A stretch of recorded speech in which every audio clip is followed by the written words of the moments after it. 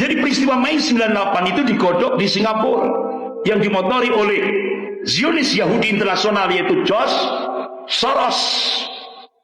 Terjadilah peristiwa Mei 98. Berapa korbannya itu? Akhirnya Jenderal LB Murdani mati, dilanjutkan oleh Jenderal Hendro Priyono, ditopang oleh Luhut Binsar Panjaitan. Nah, akhirnya ketemulah oligarki dengan tokoh Ordo Jesuit yang sekarang ini mengendalikan Indonesia. Yang mengendalikan ini dua tokoh Ordo Jesuit ini.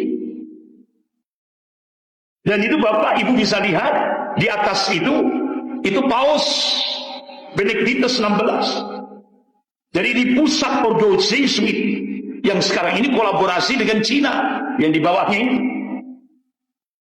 Jadi untuk mencengkeram Indonesia, ini kolaborasi antara Ordo Jesuit Vatikan dengan imperialisme Cina. Ini yang sekarang ini dihadapi oleh kaum muslimin di Indonesia.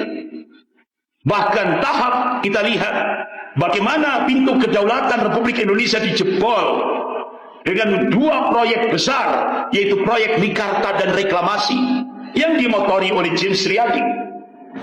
Tapi wa makaru wa makarallah wallahu khairul makirin. Mereka membuat makar dan Allah membalas makar mereka, dan Allah sebaik-baik membuat makar. Satu-satunya gubernur yang berani menolak dua proyek besar ini. Kenapa? Gubernur ini paham proyek Mekarta itu adalah grand design Cina untuk mengintegrasikan Indonesia ke cakupan wilayah ekonomi Cina.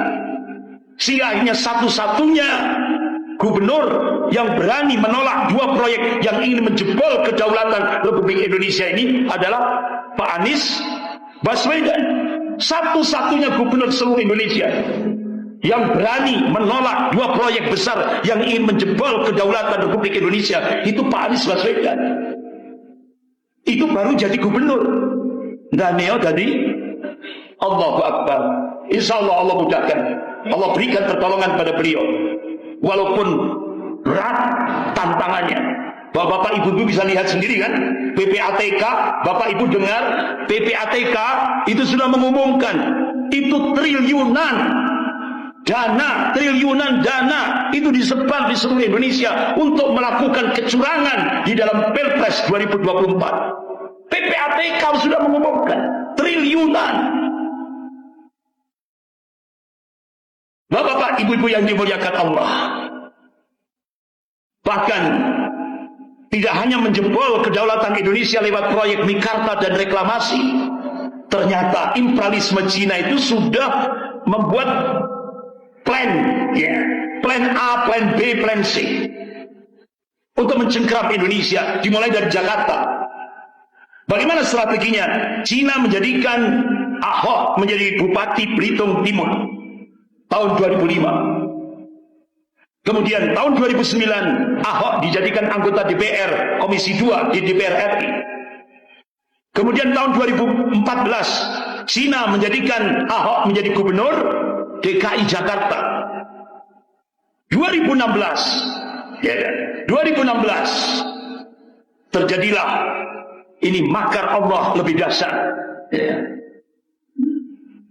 Jadi ternyata 2017 masih Ahok ya, waktu dia gubernurnya masih Ahok. Tapi 2019 Ahok akan dijadikan RI 2. Akan dijadikan RI 2. Ternyata makar Allah lebih dahsyat. Di Kepulauan Seribu Ahok memberikan statement. Ini jadi blunder. Dia recehkan surah Al-Maidah ayat 51. Sehingga akhirnya lahirlah peristiwa 411 di Jakarta yang dipimpin oleh Habib Rizik Syihab. Puncaknya peristiwa 212 dengan dihadiri 13.500.000 umat Islam seluruh Indonesia dari Sabang sampai Merauke. Akhirnya planning imperialisme Cina ingin menjadikan 2019 ingin menjadikan Ahok RI 2 gagal total. Akhirnya bahkan itu planning B-nya, rencana Ahok itu akan dijadikan RI 1 2024 Tapi rencana ini gagal. Ternyata makar Allah lebih dahsyat.